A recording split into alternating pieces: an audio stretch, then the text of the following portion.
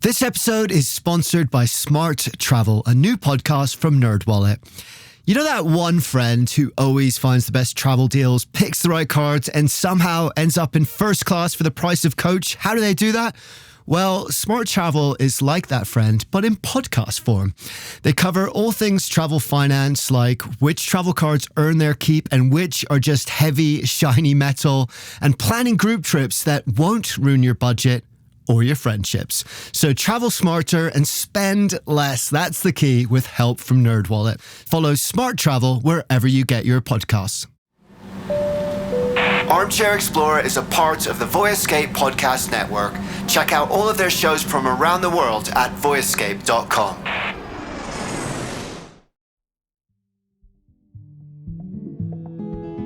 My stock in trade is just, idiot undertakes overambitious bike ride. But I didn't really expect it to kind of go in and do a sort of, where's the Cold War over? But it really did pan out in that way.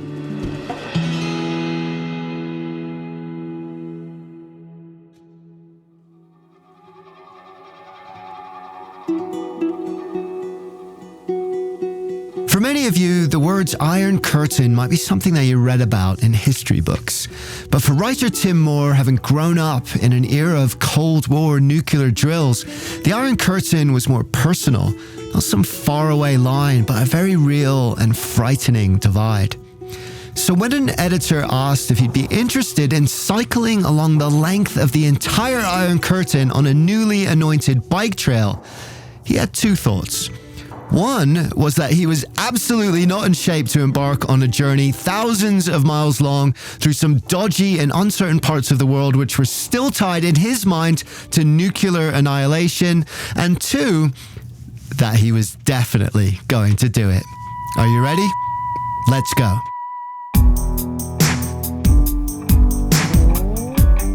Welcome to Armchair Explorer, where the world's greatest adventurers tell their best stories from the road. My name's Aaron Miller. I'm a travel writer and your host. And our guest today, Tim Moore, is awesome. He's written several books about his travels around the world. He's very funny, and his writing always takes on some kind of ridiculous bent, which I love. Today, he's going to be taking us from the Arctic Circle to the Mediterranean with no shortage of unexpected twists and turns. I think you're going to really enjoy traveling with him.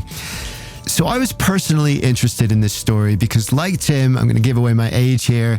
The Cold War wasn't just a history book for me. I was 12 when the Berlin Wall fell.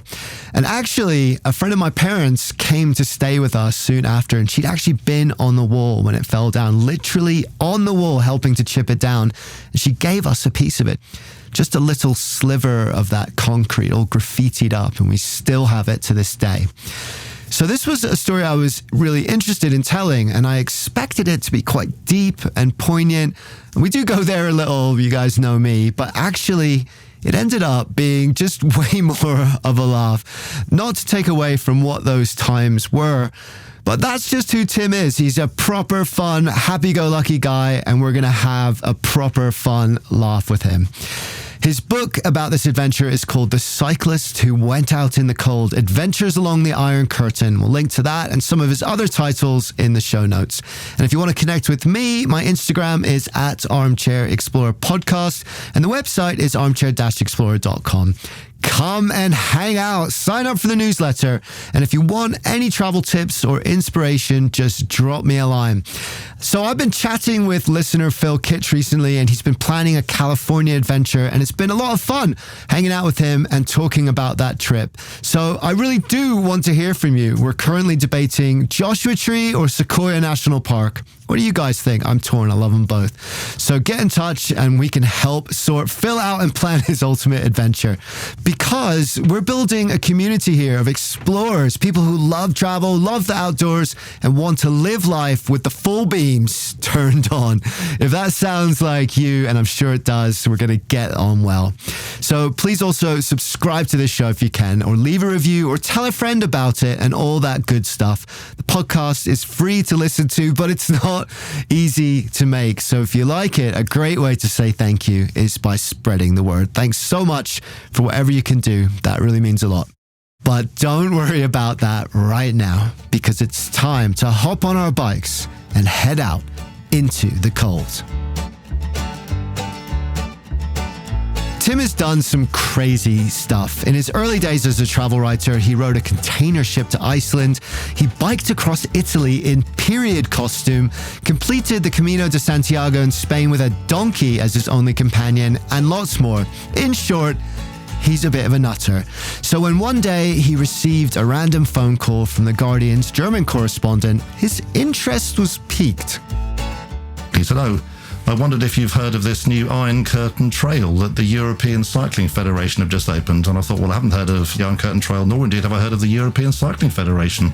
Because despite having done loads of cycling, I'm not really an actual cyclist. I tend to do stupid amounts of cycling and then do nothing at all for about 4 years and then go off and do a whole lot of...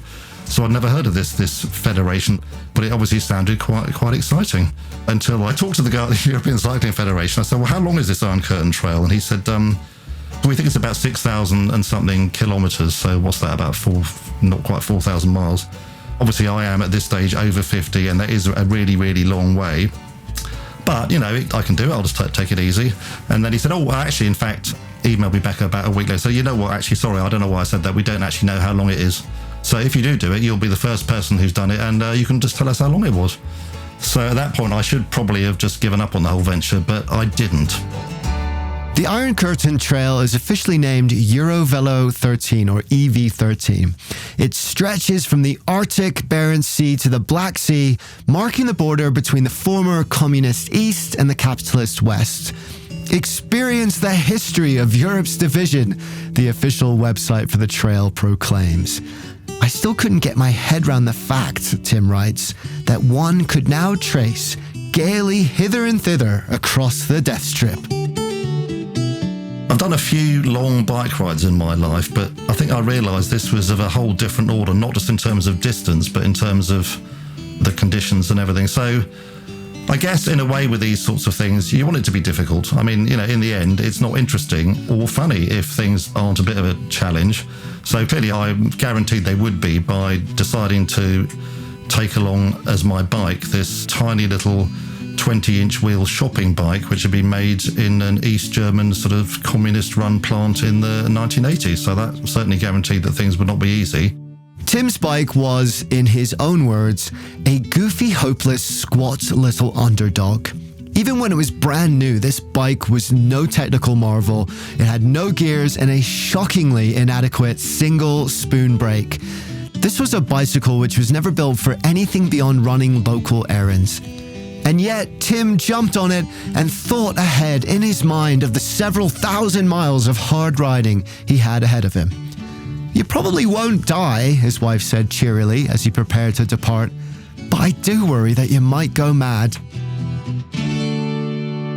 So I arrive in Finland. Number one, I thought, okay, well, I want to see a bit of snow because it's the Cold War, but I thought I don't want to see too much snow, so I'll just start in kind of, March. That'll be all right, won't it? The day before I arrived, literally the way it was complete whiteout. My outward flight had to be diverted because there was so much snow. They had to, a 4-hour bus ride away in the middle of nowhere. I'd arranged it. I was going to sleep in this little motel and then start. But by the time I got to the motel, it was 5 a.m. So I paid for the room in advance, so I was going to get my money's worth. So I went and sat on my bed looking out the window for about 2 hours. I was just in shock, I think. I really couldn't understand what the hell I thought I was doing. I mean, snow way past my knees, really. I mean, they were very good. There were lots of snow ploughs, so the roads generally only had a little bit of snow on them. And it was so slow, and I'm undertaking this gigantic journey. And because there's nothing really, once you cross the border into Finland, which was 1,000 miles, from the first, 700 miles or so, there would be, 70, 80 miles in between houses, not in between towns, but it was something like 170 kilometres, over 100 miles between shops. So, and that involves obviously pre-planning, which I'm really bad at, and I just kept running out of food. But it was awful, and I think I went slightly mad as well, because there's no, as well as just perpetually hating myself for undertaking this thing without even really thinking about how difficult it was going to be, and being a bit too old. There's no one around, so you just end up talking to yourself and singing to yourself, and what followed was without doubt the most difficult 2 weeks of my entire life. The mornings began, he writes, with a bleary, fearful peek through many layers of bedroom glass. And 12 hours later, I would stumble into a hotel reception or log cabin and stand there shuddering and melting while my refrigerated, undernourished brain struggled to process thoughts into speech. Well, the thing is with Finnish people, they're very dour and lugubrious. I came to realise, though, that even though they thought I was a total imbecile for undertaking this thing on a bicycle and, twice a day when a car went past, wind the window down and say, "I think you are not Finnish, are you?" And I said, no, I'm not. No, because we would not do this. Why are you doing this? But then they would say, well, if you need help, you will ask. And I realised, actually, that, when I did ask, they were unbelievably helpful. I would just got us into the routine of just rocking up in these middle of nowhere, tiny little benighted settlements and knocking on a few doors, and people would come out and say, "Oh, yes, I think you can stay in the reindeer farm." Or it was kind of really rather lovely in a very unexpected way that these people who are famously, quiet and grumpy would actually just really move mountains to help even an obvious idiot in distress. After making his way through Finland for 2 grueling and painful weeks, he arrived at the Russian border with high hopes that things would get easier. They didn't. Tim had been to Russia once before, nearly 25 years earlier, when it was still the USSR.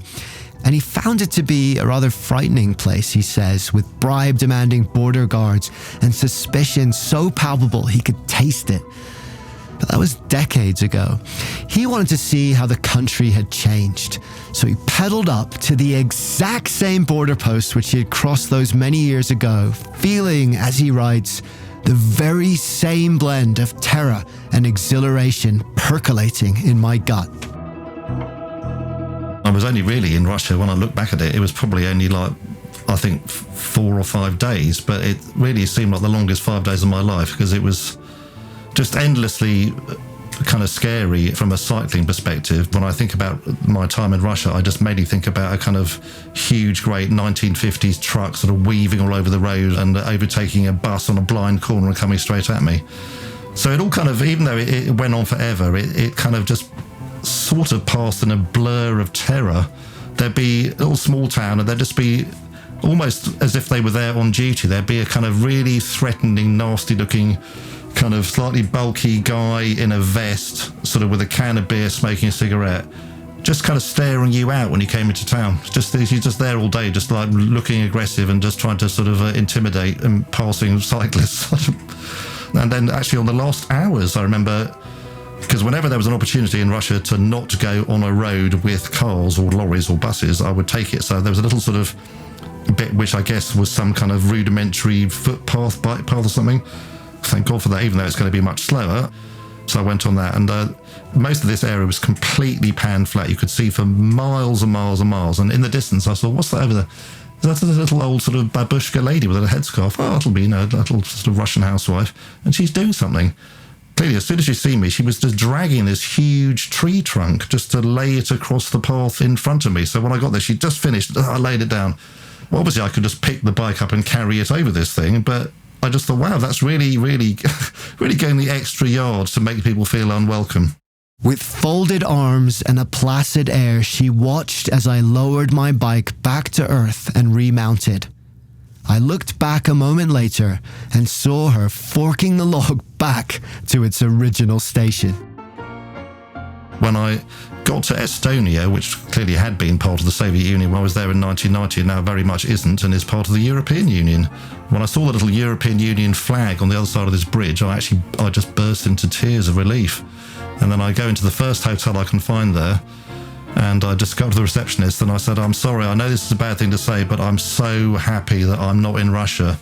And she says, "I am Russian. In this town, we are all Russian." It was like, oh, because it's right on the border. So it was a very heavily Russian town. The next leg of his journey would take him through the Baltic states, small countries short enough to cross in just a day or two. In Estonia, he writes about how he pedaled one windless blue-skied morning as I'd ridden in my pre-departure daydreams, freewheeling through sun-speckled pines on smooth and carless tarmac, the view refreshed by glimpses of twinkling sea and fairy tale woodland cabins. At one intersection in Poland, Tim found himself stopped next to another cyclist who gave him a glance and said, "That is a really daft thing to be doing, but fair play for doing it." Basically summing up the whole journey in the process. And then he arrived in Germany, the halfway point of the trail and perhaps the most significant country along his route and the epicenter of the entire Cold War. The wall that ran right through the middle of Germany was such an enormous construction. Bits of it are still there, and they have also actually kind of preserved bits of it as a kind of warning from history. So that was all pretty extraordinary to see, these watchtowers and things still there, and to realise what that meant. But the fact that you could still tell even now, even after, a quarter of a century of German determination, that you could particularly when you're riding a crappy old bike, you could tell when you'd crossed what had been the border, because suddenly it would go from lovely smooth kind of asphalt into kind of old cobblestones and things like that. It was really extraordinary to think that there was still such a big difference. And also there'd be very often this very eerie kind of couple of miles of nothing, because on the East German side they had a big exclusion zone you weren't allowed into, and you might get in trouble, stroke, shot on sight were you to be wandering around in there, because they wanted to keep a nice healthy buffer zone to stop people running away. So that was always a bit eerie. 98% of the wall is gone, because it, in natural terms, it wasn't very long ago. So you'd be riding down a little hillside and you'd see where the wall had been, and right through the middle of some enormous forest going over the next hill, there'd be this sort of pale green, very low patch of kind of, vegetation that was about kind of waist height, as opposed to all the enormous trees tracing the line of the old wall. So it was kind of an ever-present feature, really, in some ways. The Berlin Wall wasn't there to keep West Berliners out, but to keep East Berliners in. From 1961 to 1994, the wall served as the global symbol of the division and mistrust of the Cold War. And so, when years later, more and more voices from Germany and surrounding nations called to tear the wall down, it wasn't merely a structural change, it was a call for unity. And when it fell in the 1990s, people literally climbed on top of it and pulled it down with picks and bare hands. Today, the wall has been almost entirely dismantled, but some fragments remain standing. I had a camera which had a voice-activated shutter, which I'd never actually used, really, because it was so silly. But for some reason, the only two words that would activate it, one was whiskey, which didn't seem to do the job at all, and the other word, which would have been okay had I been on my own, but there were a couple of people walking their dogs around, and that was shoot. So, and it's windy, and I'm having to shout it out really loudly as this little old lady's walking her kind of Alsatian up and down, and it was not a great moment.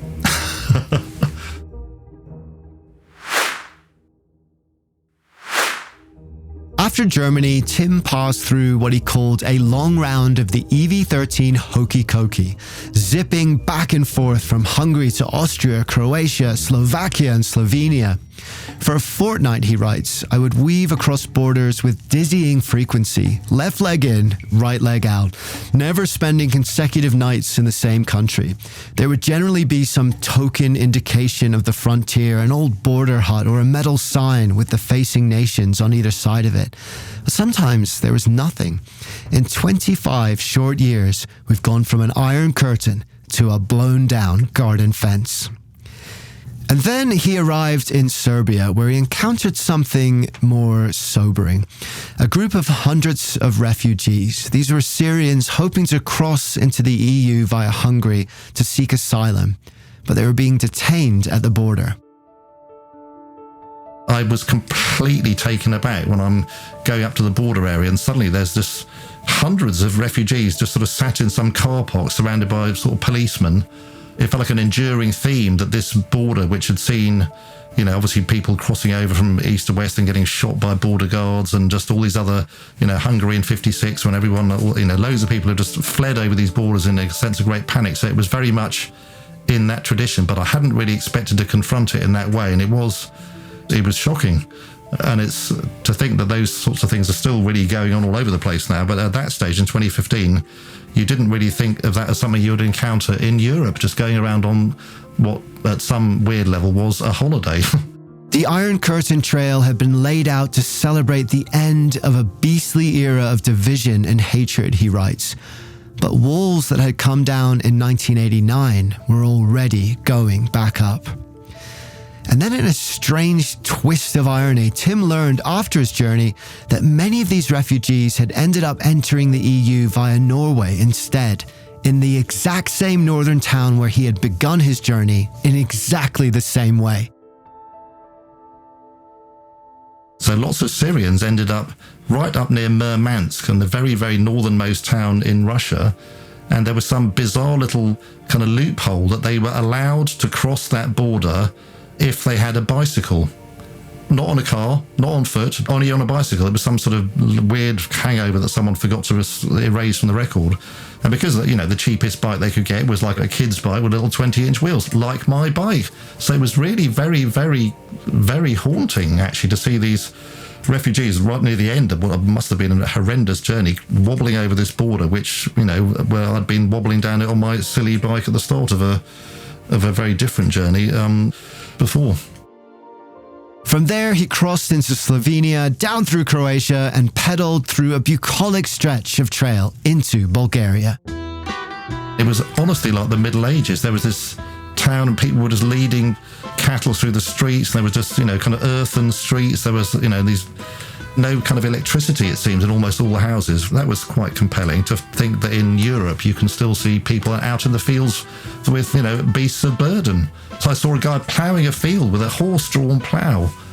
But Serbia, I kind of didn't know what to expect there. But again, that was rather lovely. And it's quite nice that people, when it gets to the stage when they're not just, not used to seeing anyone who isn't sort of from their town, and like, who the hell is this guy? And they were actually just really friendly and curious.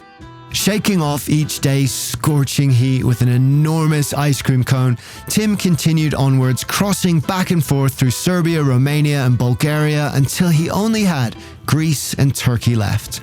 He would start his morning with the far-reaching calls of an imam and finish the afternoon biking past seaside resorts where vacationers lounged. Finally, after nearly 2.5 months and nearly 4,000 miles, the end was actually within reach.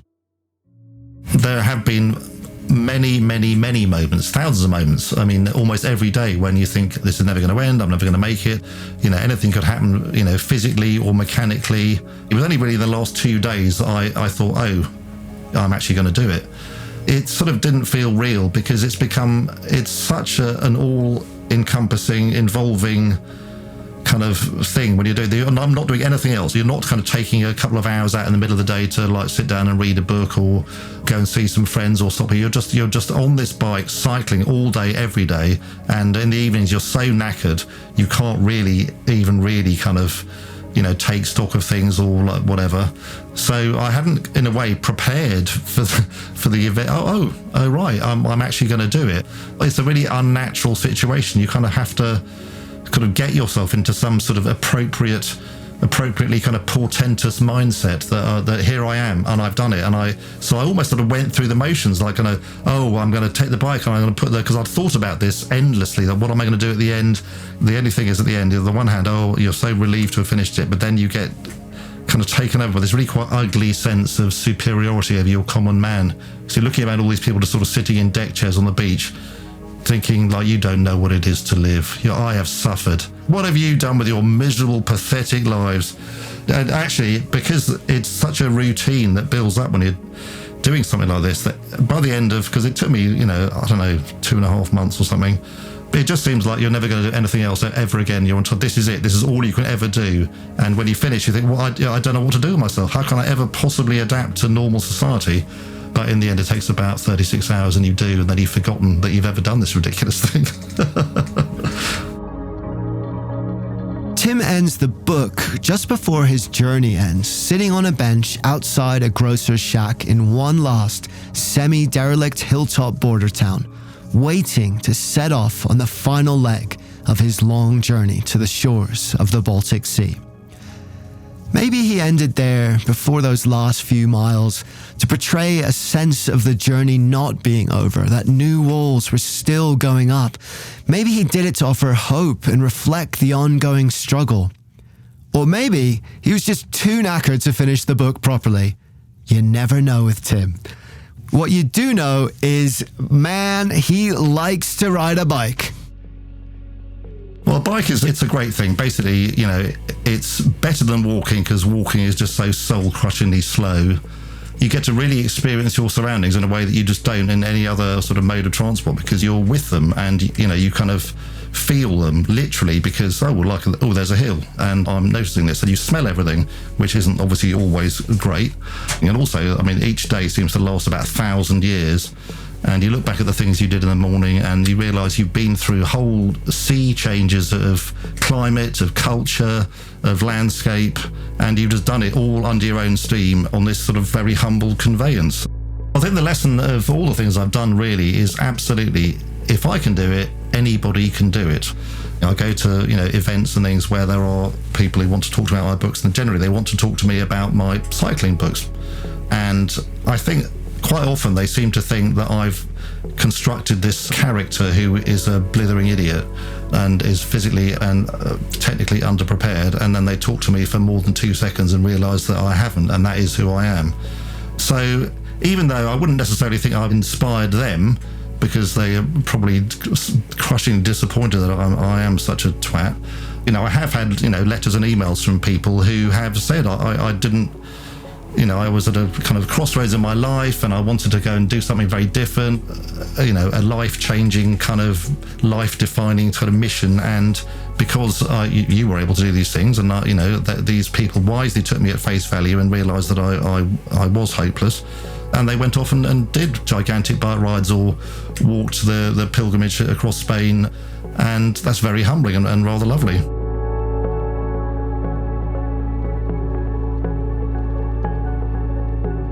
Thank you so much, Tim. Thanks for sharing your madcap but ultimately brilliant journey with us.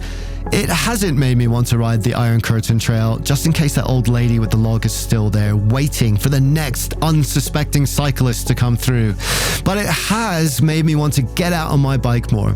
I do a bit of mountain biking here and there, but I haven't done any long-distance multi-day journeys, so I think maybe a little bit of bike packing is in my future, somewhere warmer than Finland.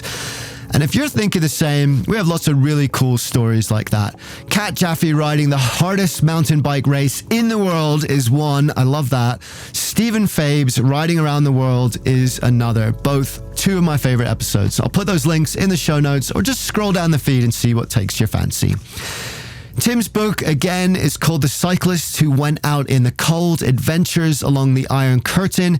He also has lots of other funny books. I want to read that one about him biking across Italy in period costume. What a great way to make friends. So go on, search that up and see what you can find. So thank you so much for listening. And don't forget, if you like this episode, please share it with a friend or leave a review or post about it. Anything you can do, it's a huge help and I really appreciate it. You can connect with me directly on Instagram and Facebook at armchair-explorer podcast. And if you can, hit that follow button, hit that subscribe button too. It takes just a moment. It means you won't miss a single episode. We have lots of great stories coming up that you're not going to want to miss. So until next time, remember, some of life's most ridiculous journeys are the ones we learn the most from. And there's always something amazing out there to be found, no matter what. Because the more we look for wonder in the world, the more the wonder of the world becomes a part of who we are. Dare to be truly alive. Armchair Explorer is produced by Armchair Productions. Find our other shows at armchair-productions.com. Armchair Explorer is a part of APT Podcast Studios. Jenny Allison did the guest booking and wrote the episode along with me, and Charles Tyree did the audio editing and sound design. Our theme music was written by the artist Sweet Chap. I'm Aaron Miller. Thanks for listening. I'll see you next time.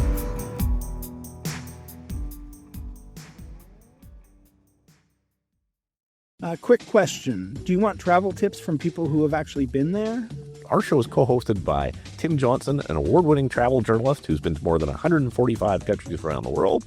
And I'm David Brody, the other co-host who's been travel podcasting for 20 years while traveling to 50-plus countries around the world. In about 10 or 20 minutes per show, we break down a destination with the kind of insight you usually only get from long guidebooks or hours of research. So if you want expert advice, zero fluff, and travel inspiration that you can actually use, search for Travel in 10 wherever you listen to podcasts, or you can also find us at voyescape.com. Hi, I'm Pauline Fromer, host of the Fromer's Travel Podcast. We post new episodes weekly, detailing the kinds of money-saving tips and cultural insights that will make your trips richer without making you significantly poorer. We do so by interviewing real travel experts like TV host Samantha Brown, Fromer's authors from around the globe, and such public figures as Free Solo's Alex Honnold. It's a fun travel party. I hope you can join us.